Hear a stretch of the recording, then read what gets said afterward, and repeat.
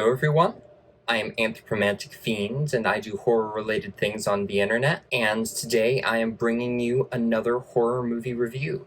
And this is yet another film that was requested of me by a friend, and this friend also happens to be the director of the film. When he told me what this movie was, it's a Frankenstein movie and an homage to, stuff like Hammer and Jess Franco, I got really excited, and he was kind enough to provide a link to the film for me. And that filmmaker is Sébastien Godin, and that film is The Abominations of Frankenstein. Before I get into anything in this review, I just want to give you a heads up. This is not a spoiler-free review at all. If you want to go into this film spoiler-free, please go watch this movie first. I actually do highly recommend it. The Abominations of Frankenstein is a film that came out in 2021. It was directed by Sébastien Godin, who did Ouija Mummy, Animator, like Lycanthrope and Reanimator, and Blood Rites of the Vampire. I don't know. It's Vampyr, and I never know how to pronounce that. It's either vampire or vampire. Give me answers, Dreyer.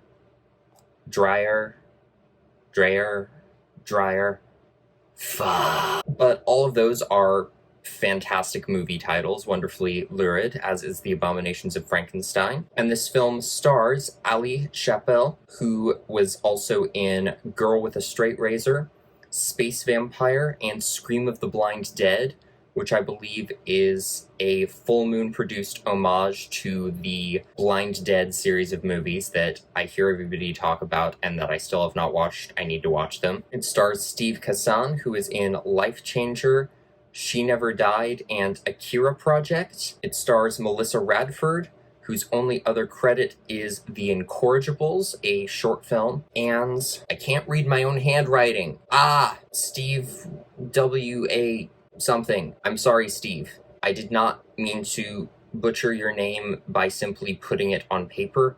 I will put your proper name down here, but Steve also was in Dino Gore and Mr. Negativity. And this film follows the Baron Heinrich von Frankenstein and his assistants Elizabeth Clerval, who are repeating the classic experiment of bringing life to the dead, and they need to find body parts for their experiment, as they always do. The big difference is that they have been around for years and years and years, and they are carrying out this experiment in modern-day Canada.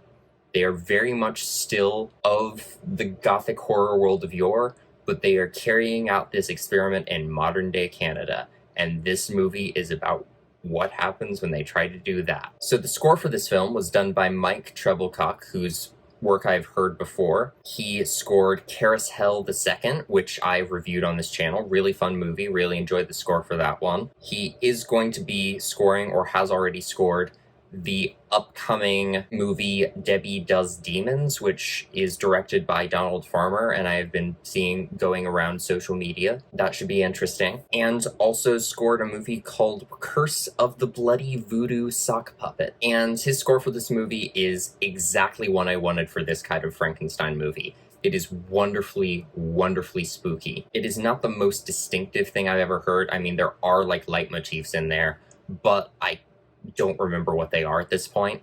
However, there's a lot of really beautiful layers and textures to it. It's clearly, samples, but it is recreating the lush orchestral gothic feel of prior Frankenstein movies. It gives me the vibes of other artists who recreate a classic gothic feel with samples. For example, Midnight Syndicate or Nox Arcana, both of whom I absolutely adore. There's also a little bit of a 70s sleaze vibe woven in there for one brief moment in a scene where Elizabeth Clerval tries to seduce a potential unwilling brain donor. I don't know if there's saxophone or not, but it feels like the most stereotypical every sex scene ever type music, but also just like sleazy 70s music, I guess, which is fitting, but I was also just like, oh my gosh, here we go. It didn't actually go into the ridiculous things I thought it might, given that music, but I thought it was funny. And that is not a bad thing, because this movie is campy as hell, and I love it. In the scene where Elizabeth Clerval is delightedly slicing up this unwilling brain donor, we just go straight into death metal.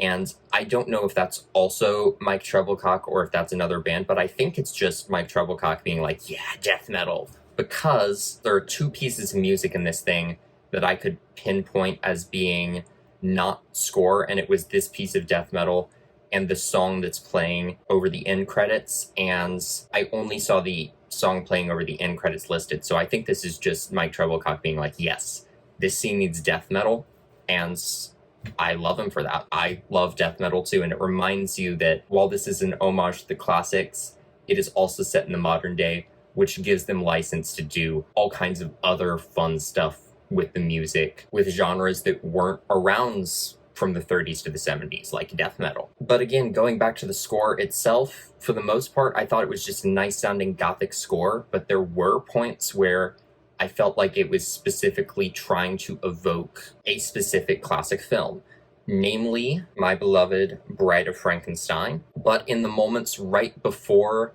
Frankenstein and Clerval are performing their grand experiment and creating this film's monster, also played by Sébastien Godin, who also wrote the script for this movie. He did a lot of things. The score becomes almost kind of just dreamy and romantic, and it's doing the sort of glidey up and down. I don't know if it's harp, but it has the vibe of the same music that's being played during and directly after the creation scene in Bride of Frankenstein. It has that very just almost romanticized vibe to it that almost had to have been intentional, because it is just so distinctly reminiscent of Bride of Frankenstein, and I love that. And then there's a really cool song in the end credits played by a band called Cemetery Spawn. Cemetery spelled with an S because Stephen King has ruined grammar forever. Just kidding. I kind of love it. Also, don't be a grammar Nazi, but also Stephen King has forever eliminated the C from the spelling of the word cemetery. Just saying. And as for characters, Baron von Frankenstein is the hammiest and the just most overwrought, campy Baron/Dr. Frankenstein I've ever seen. Like, right away, we are introduced to him by, like, an unbroken one-take monologue to the camera, which is my favorite thing ever. He's just very dramatic, he's rolling his R's, he's drawing out words, and he's just doing everything you would expect a stereotypical mad scientist, dare I say an evil scientist in this case, would do, and doing it with just such lurid glee, and I absolutely love it. This is not a movie for understated, subtle acting. It is a movie that is reveling in the camp and the luridness and the over-the-top tropes of earlier Gothic horror. And man oh man, does Baron Heinrich von Frankenstein do that in this movie. As does Clerval. I thought it was very interesting that they made the Clerval character the assistant to, I keep wanting to call him Victor, even though his name in this is very much not Victor, just because that's what I'm used to. But I do believe that is what they do in the first Hammer Frankenstein movie, in The Curse of Frankenstein. So I thought it was fitting and interesting here, and an interesting dynamic. I, however, got a lot more like Fritz, or the character everyone else is going to think of as Igor, but Igor never really seemed to be that character to me. Igor was never the master assistant character. No disrespect to Bela Lugosi as Igor whatsoever. Love Bela Lugosi as Igor, but that specific little feral hunchback man had his own agenda. Whereas Fritz and Carl and even Renfield, just all the characters that Dwight Fry played, feel much more in the vein of what Clerval is supposed to be here. And going back to Baron Frankenstein, he's also just a piece of shit. He's an absolute tyrant. He's been alive since the era of Mary Shelley's book, so I do not know how they're explaining that per se, but he has this breathing apparatus that he's always using, and I'm kind of curious about what that is supposed to be exactly. It's obviously what's supposed to be keeping him alive, but I'm curious what it's actually supposed to be. And the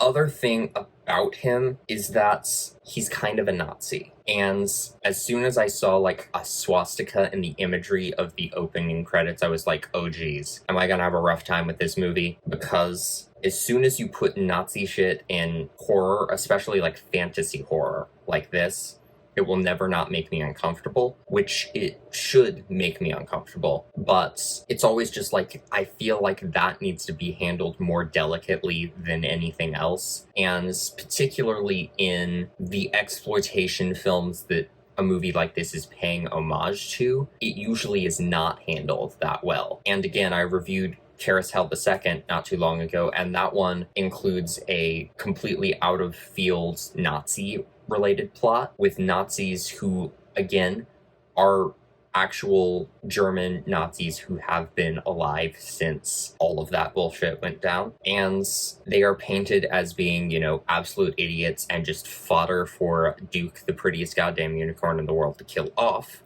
But it still feels like too lighthearted in a way that it's just like, and yeah, there are ways to do that in a humorous way that works. Like, again, a movie like Jojo Rabbit does that beautifully.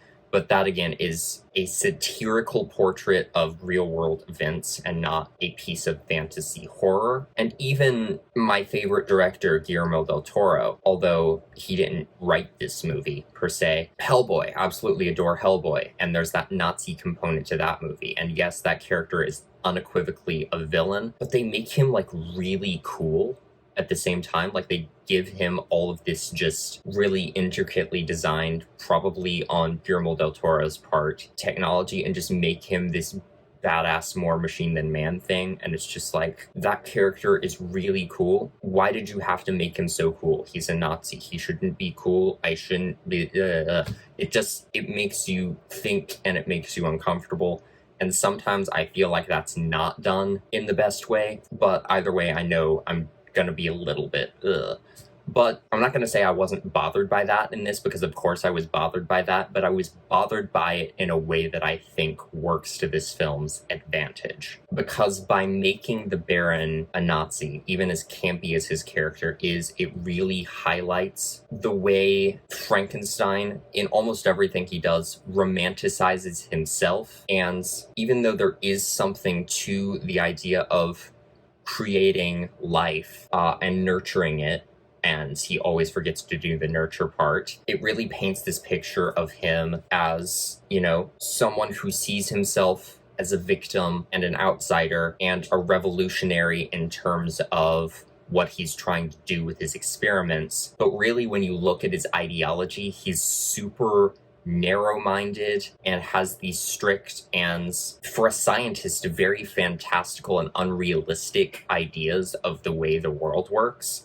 And it comes back to bite him in the ass in the best way possible. And I might have misheard this line, but when they're looking at, they being Baron Frankenstein and Clerval, when they are looking at this body they have just dragged in, he refers to some of the characteristics of the body as being strong like the Arab, which made me cringe, but then I was just like, oh yeah, he's a Nazi. He has these racist ideas about races and ethnicities and nationalities and them having specific physical characteristics, which is bullshit. But that is the science that he is going off of, creating his creations. So that already sort of keys you into what this guy's mindset is. Going back to Clerval for a moment, I really wasn't sure about Clerval's gender going into this, and rightfully so, because Henry Clerval is a male character in the book, but the overall just way Clerval presents is very androgynous, and I had no idea, what the actor's assigned gender at birth was either, because Clerval doesn't really have dialogue throughout the earliest part of this movie. And then once Clerval does talk, I got the sense that the actor was probably AFAB. Still wasn't sure what the intent was there. Also, putting on a British accent that is not the best, but still better than Keanu Reeves in Bram Stoker's Dracula. But ultimately, leading up to that seduction scene I mentioned before, Baron Frankenstein is like, use your womanly charms on him. It is clear that we are supposed to view Clerval as a girl, and Frankenstein does too, but I will still be referring to them as them for reasons I will get into, because I think this movie does some really interesting things with Clerval. Also, after Clerval walks off to find another victim, they just have this really aggressive walk where they're just like flailing their arms up and down, and like it puts the hamminess of Baron Frankenstein to shame. Like, it's almost too much, in my opinion. And then in another scene where this guy named Gwyn comes to talk to Frankenstein because he's hunted him down, and he's like, I'm your biggest fan, basically, and I think I'm the one who needs to work with you, and just like starts listing off all of these titles that he has, which is just like, actually, I think that might be Mary Shelley who's saying those things. Don't remember for sure. Also, Mary Shelley's in this movie. I'll get to her in a minute. But one of the titles is, it's just like Bringer of Life, Destroyer of Souls, Angel of, and then it cuts off and it's just like Angel of Death, as in the title that was given to that fucking surgeon that worked for the Nazis. Holy fucking shit. But then, yeah, this guy, Gwyn, who I mentioned before, who I probably jumped the gun on, he is enamored with Victor Frankenstein. I called him Victor again. He's not Victor. He's enamored with Baron Frankenstein's work, spanning centuries at this point, and is like, you need me as an assistant. And this kind of misplaced obsession and devotion and conviction that he is the one who needs to be working with Baron Frankenstein, who's ultimately like, yeah, we do have some use to you. Hey, Clerval, rip out his heart for me. We're going to use that to build our monster. But all of that stuff feels a little bit like Renfield's dependency on Dracula, except that Renfield is actually 100% supernaturally in Dracula's thrall. It's a little bit akin to that scene in the original 50s The Thing from Another World, where the scientist goes up to the Thing and is like, you're the most beautiful thing I've ever seen. Please talk to me, we have so much to learn from you, and then immediately gets killed by it because he's an idiot. And it also just reminded me in the way he's just so passionately like, I'm obsessed with you, I need you, and you need me. It reminds me of a lot of the homoerotic undertones that I get from most Frankenstein stories, because I feel like there's some chemistry between Victor and Clerval in the original book. I'll get more into my thoughts on that and this film's Clerval later. I think in some ways there might be some repressed queerness where he's trying to explore that by building a fully functioning human man instead of just sleeping with Clerval. Victor, why did you give the monster genitalia if you didn't want it to procreate? And then in Bride of Frankenstein, you've got Dr. Pretorius coming in and interrupting Henry Frankenstein and Elizabeth and being like, you need to come off with me and we shall create life together, and basically says a similar thing of, I'm an admirer of your work, I'm kind of been doing my own thing, come along and we'll do our own great and blasphemous experiments together. Except in this one, Baron Frankenstein is the much more evil character and is like, actually, fuck you, I'm gonna rip your heart out. And I feel like that is all perfectly punctuated by the fact that after that heart gets ripped out, the Baron just goes on this little mini monologue about how perfect and beautiful the heart is gonna be in the monster, which he finishes off by saying, and I quote, I wish to fuck this heart. Like, okay, Baron, keep it in your pants for 2 seconds, please. And then proceeded to get even more confused by Elizabeth Clerval's accent, because as soon as they go to seduce this doctor, who's obviously like the big professor of medicine who's done research on like old school galvanism and all the stuff that was happening in science around the time of the publication of Frankenstein, but he's the one that they're going to get the brain from to use for building the monster. But as soon as Elizabeth Clerval goes up and talks to him, they have a perfect American accent.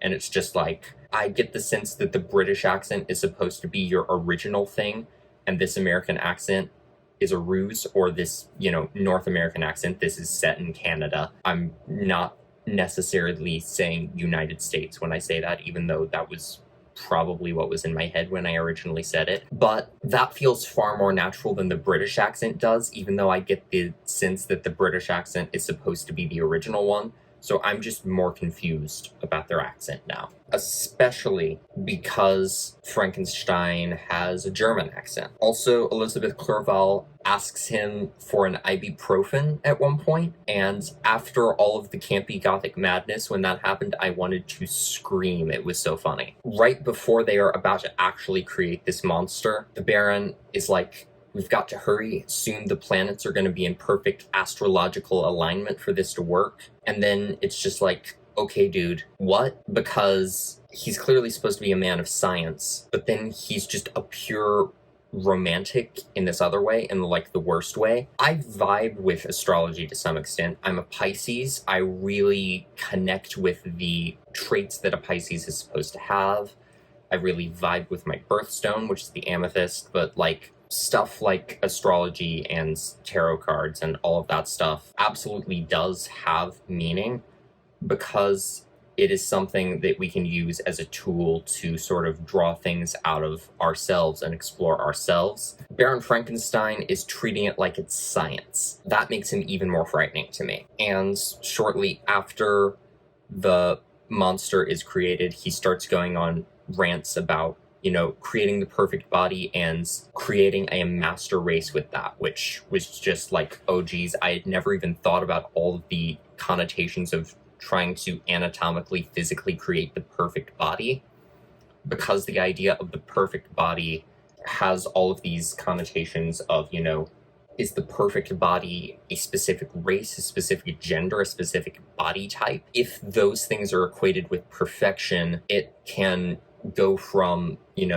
romanticism mixed with a little science to, racism, sexism, body shaming, and xenophobia, which I think are things this Frankenstein is guilty of to the extreme. So it's very yikes, but in a way that I think is calculated and makes me think more about just how horrifying the ideology of a Frankenstein mad scientist character could really become. Oh, and we also find out that he was the chief scientific advisor to the Third Reich, so that's a fucking thing in this movie. And then, after the monster is created, it wanders off, as it always does. It has killed people, but it feels kind of lost and forlorn, as it does. It runs into the woods while it's snowing, and I'm going to start calling it a he now. He runs into a blind woman, and it is very much like a gender-bent version of the blind man scene that is the DeLacy stuff in the book, but even more so the blind man sequence in the Universal Bride of Frankenstein. Although the setting reminds me more of the very short-lived and not so sympathetic blind man scene from Curse of Frankenstein. But the dialogue starts out almost verbatim like what we get in Bride of Frankenstein. It's a lot of, oh, friend, please have a seat by me. I'll do you no harm. I don't know what you look like because, as you can probably tell, I'm blind. What's wrong, friend? Can't you speak? Oh, maybe this is a perfect match. You can't see, I can't speak. We might become great friends. Then everything takes a sharp left turn when she's like, I had all of these amazing and blasphemous ideas, and as punishment, my family gouged my eyes out, and now that they have blinded me, I see things more clearly than ever through my touch. I then became very confused and intrigued, but confused.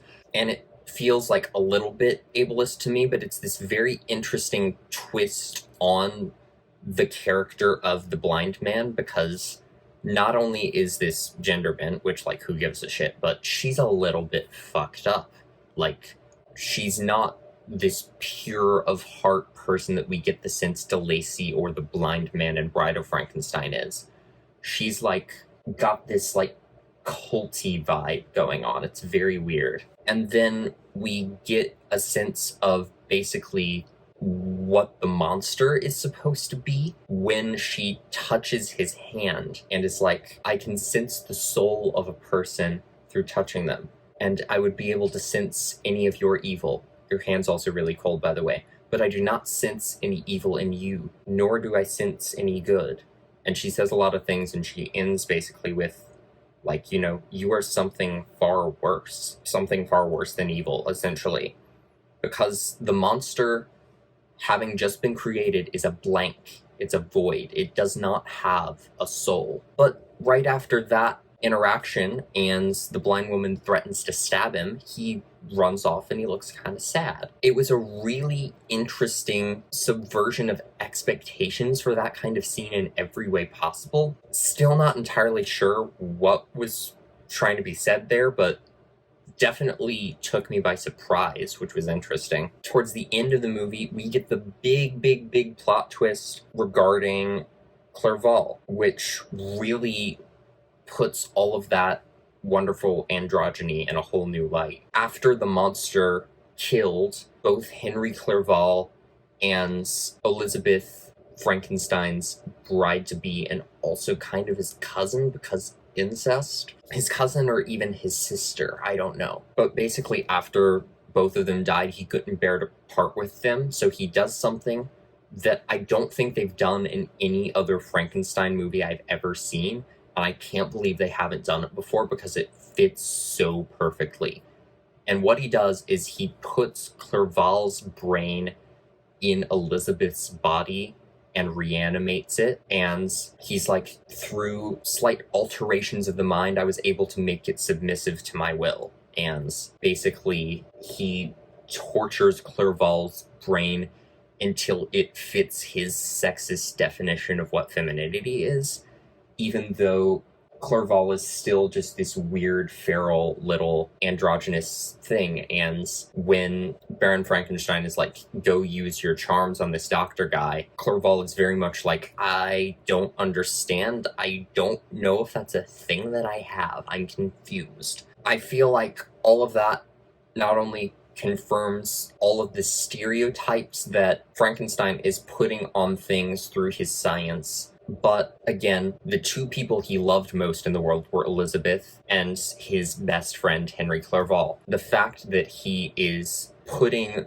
the brain of his, best male friend inside the body of his actual love interest in the original story, I feel like it really sort of makes the reading of Frankenstein as having a repressed queer sexuality that much more intriguing, because it's like, of course, if he sees things in this very binary and racist and sexist and probably homophobic light, he probably has all of these things inside of him that he's going to repress and, break down to his version of science. And the way he's going to deal with those feelings, the way he's going to deal with his feelings towards both of them, and basically his bisexual panic that he's had, is, of course, he's going to put the brain of the guy into the woman of... I can't words. Of course he's going to take the brain of the guy and put it in the body of the girl, because, of course, that's what a repressed bi person with sexist ideas of mind and body would do. I don't know what any of the intent with that was. Maybe they just wanted to do something that no Frankenstein movie has ever done, which they absolutely did. Visually speaking, I'm all about the Argento lighting in this. Argento just being the very kind of garish, Suspiria reminiscent, almost neon colored lighting that we've got going on. So like greens and blues coming from different angles. It looks awesome. I'm absolutely enamored with the opening titles of this movie. Not only is the title font pure hammer horror, but the actual pieces of artwork that are the backdrop for this whole thing are just beautiful and evoke just this really elevated, gothic, heightened vibe. And it's just very much my aesthetic. It just looks cool, is what I'm trying to say. It looks really cool, and I love it. And the music is this spooky waltz thing that makes it even better. And then there's a scene where either Frankenstein is being haunted by the ghost of Mary Shelley, or he's hallucinating Mary Shelley, which, given that he's using his little gas mask inhaley breathy thing during that scene, makes me think he might be inhaling something that's keeping him alive and also making him hallucinate Mary Shelley. The specific lighting used in that is what I refer to as bisexual lighting, and what a lot of people before me have referred to as bisexual lighting. I'm not claiming I invented that term, but so called because it looks like the colors of the bisexual flag. It's a lot of reds and blues and purples and pinks, and not only does it look cool, given the analysis I've already given you of the Frankenstein character, I think it's really funny. And shortly after that, there's a wild dream montage that includes waltzing and Mary Shelley and a bunch of different past creations or abominations that the Baron has created. It's a lot of, dissolves and shots overlaid on shots. It's very aesthetically pleasing. And I'm just generally very impressed with the way this very low budget movie has taken these really mundane settings, like just literally a sidewalk, and is able to use lighting, and I'm assuming filters, and just camera work to make everything in this film look super, super stylish. It's very impressive. And during that scene where the monster talks to the blind woman, I believe there is real snow coming down. I don't know if they just got lucky on that day when they were shooting, but the fact that there is real snow coming down makes that scene, again, look even cooler. And it just fits really well with, I'm assuming, just the coldness of the world to the monster, the physical coldness of the monster, and just the cold, dark emptiness inside of the monster. Story-wise, there's an unbroken one-shot monologue as the intro to this from Frankenstein himself, and it feels like a very similar opening to the one we get with Grando in Blood of the Tribbids, which Sébastien Godin is friends with Mike Epstein and Sofia Cassiola, who directed Blood of the Tribbids. They helped fund this movie, so both are tributes to earlier both Euro horror and Hammer horror.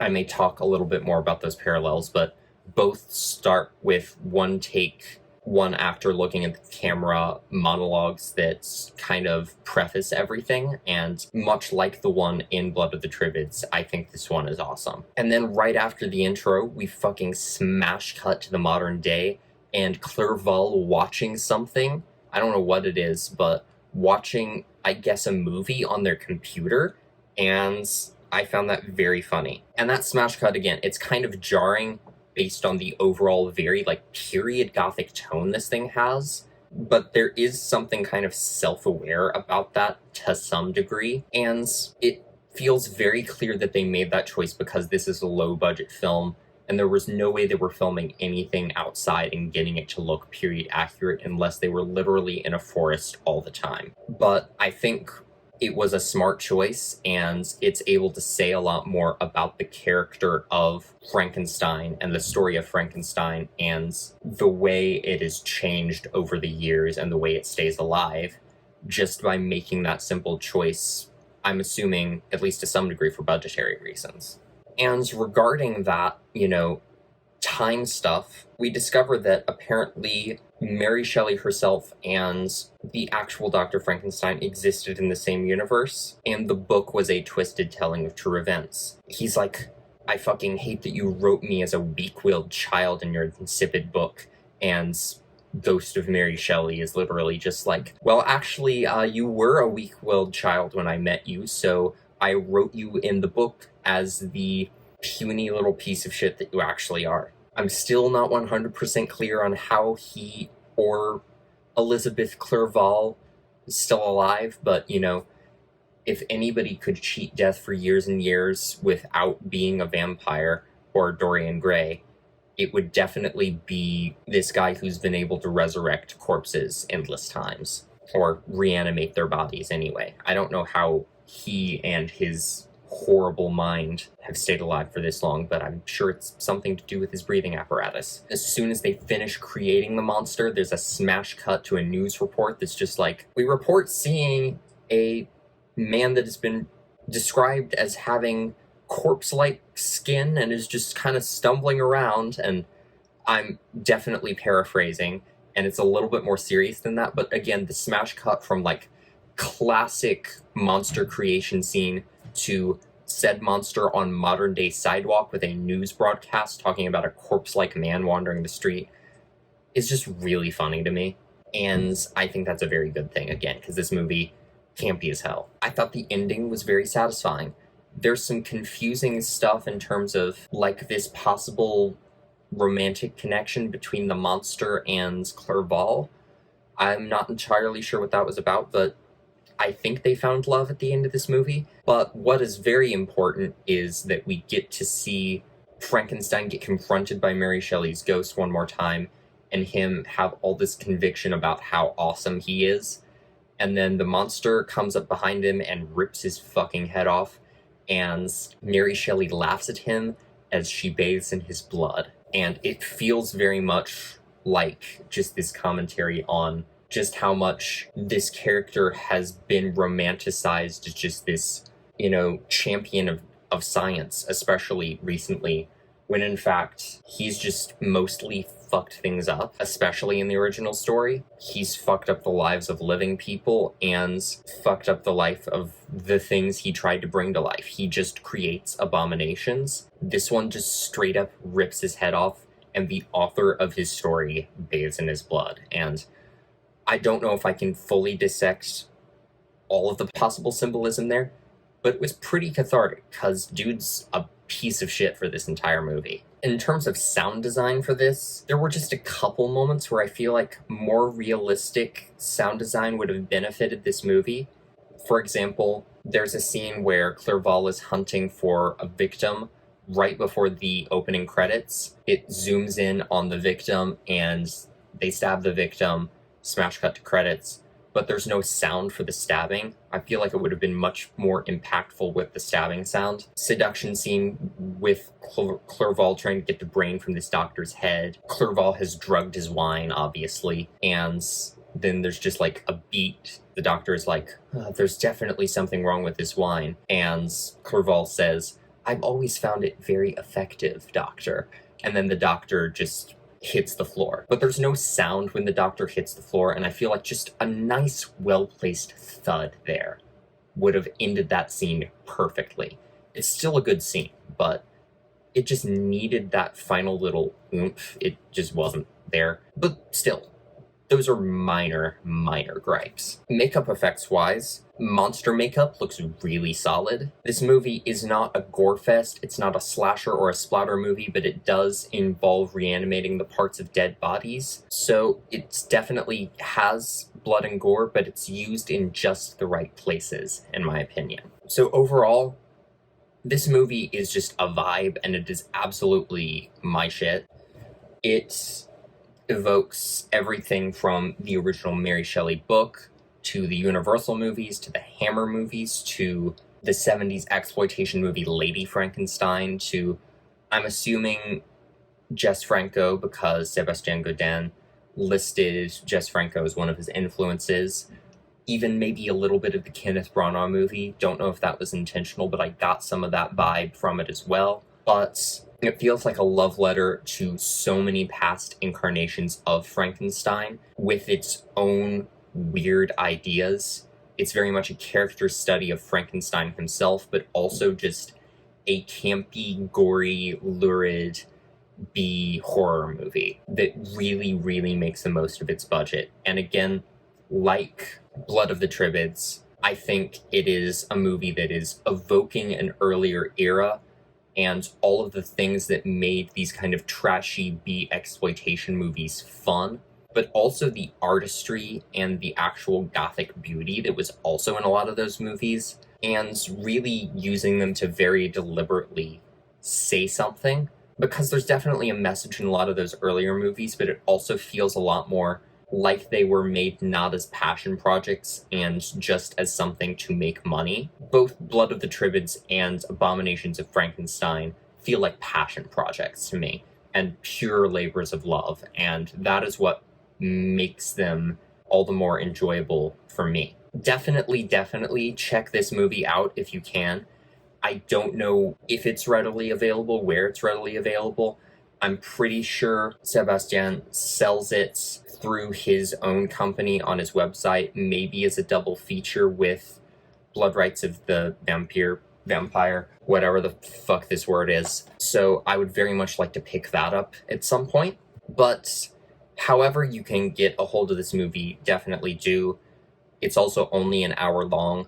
It does not take up that much of your time, but every moment of it is very worth it, in my opinion. So it has a lot of interesting ideas. It's also just a vibe and really fun. That is my review of The Abominations of Frankenstein.